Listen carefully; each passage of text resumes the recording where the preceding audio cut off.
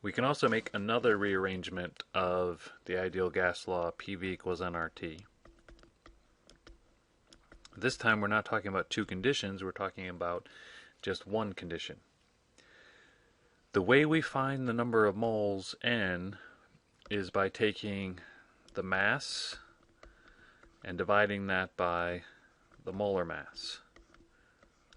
So the left-hand side is still PV. The right-hand side, we made the substitution for the number of moles, and we still multiply by R and T. If I bring the molar mass over to the left and bring the volume over to the right, I'm going to come up with this equation. Pressure times molar mass equals mass divided by volume times RT.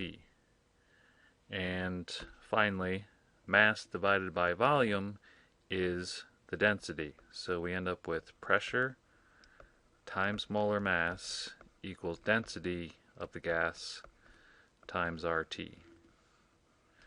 So this is also on your formula sheet. You don't need to be able to derive this.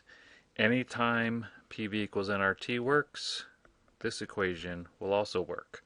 So why do you need two versions?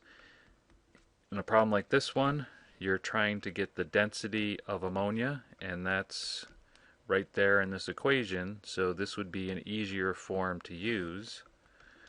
So we're going to start by writing this equation and then solve for the variable we want by dividing both sides by RT.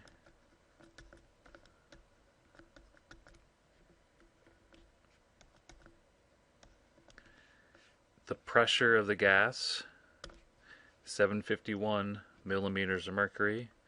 We have to convert that into atmospheres by using our conversion. 760 millimeters is 1 atmosphere.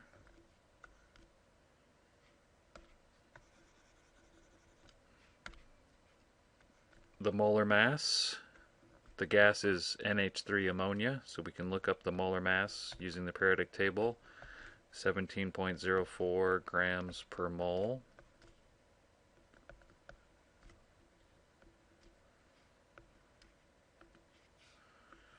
Divide that by the gas constant R.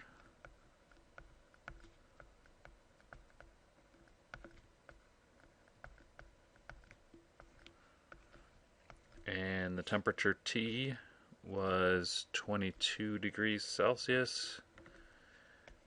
So convert that into Kelvin. If we take a check at our units, millimeters of mercury cancels. The atmosphere cancels atmosphere and the gas constant. Per mole here cancels per mole there. Kelvin cancels Kelvin. And we're left with two units, grams in the numerator and liters in the denominator. Remember, densities have unit of mass per volume, so that's the correct units we need. And when we solve for the density D, we get 0.69 grams per liter.